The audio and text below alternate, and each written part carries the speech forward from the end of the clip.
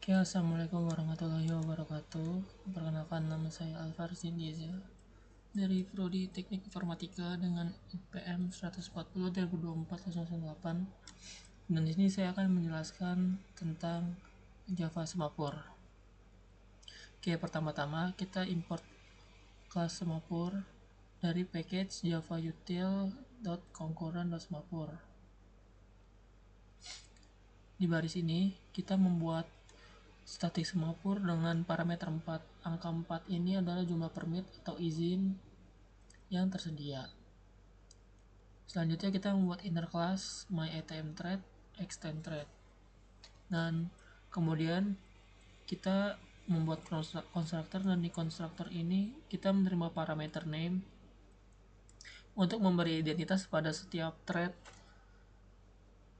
yang nanti akan kita buat dengan nama A, B, C, D, E, dan F. Nah, selanjutnya di bagian method run, metode ini akan dijalankan ketika thread dimulai atau di start. Pertama, thread akan mencetak pesan acquiring lock dan menampilkan jumlah permit yang tersedia dengan metode available permits. Kemudian, thread memanggil semapur acquire. Metode ini penting. Jika masih ada permit yang tersedia, thread akan langsung mendapatkannya. Tapi jika keempat permit sudah diambil thread lain, thread ini akan menunggu di sini sampai ada yang melepas permit.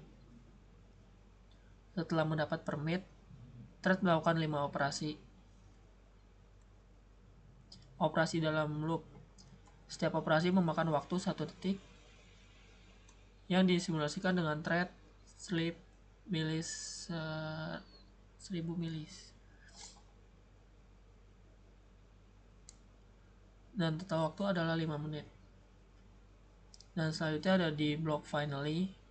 Di sini kita memanggil semapur release untuk mengembalikan permit. Kenapa di dalam finally? Karena finally block pasti akan dieksekusi meskipun terjadi error. Ini memastikan permit tidak hilang dan thread lain yang menunggu bisa mendapatkan giliran.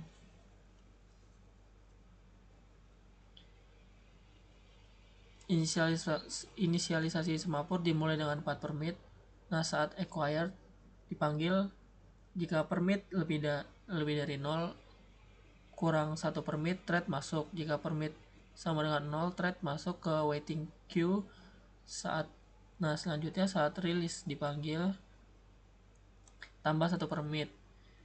Satu thread dari waiting queue dengan FIFO first in first out.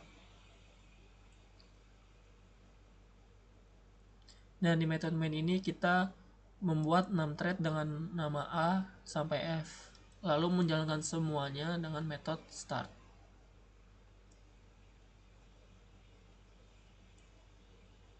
Jika ada 6 thread jadi ada 6 thread yang akan masuk ke dalam 4 slot yang tersedia.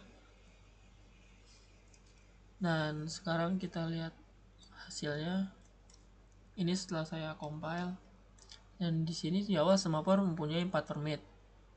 Nah, urutan thread yang mendapat permit tidak selalu A, B, C, D. Dari outputnya kita lihat thread D duluan dapat permit.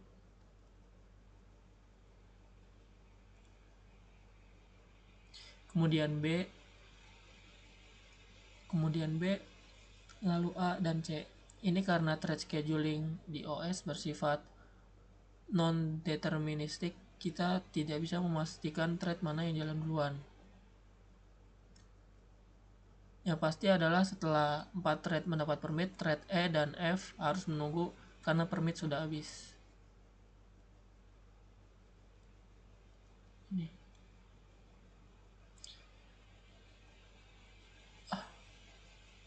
Semua thread yang mendapat permit melakukan 5 operasi. Perhatikan bahwa output dari berbagai thread bercampur atau interleaved. Ini membuktikan mereka benar-benar berjalan secara concurrent.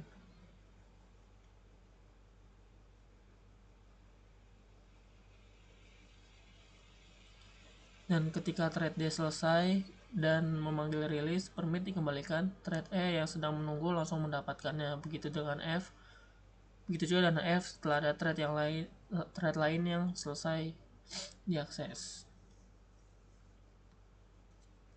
Jadi semapur ini berhasil membatasi akses maksimal 4 thread. Thread yang menunggu otomatis dapat giliran saat ada yang rilis. Urutan eksekusi bersifat non-deterministik, yaitu bergantung pada OS.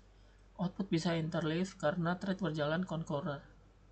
Dan sekian penjelasan dari saya. Terima kasih. Assalamualaikum warahmatullahi wabarakatuh.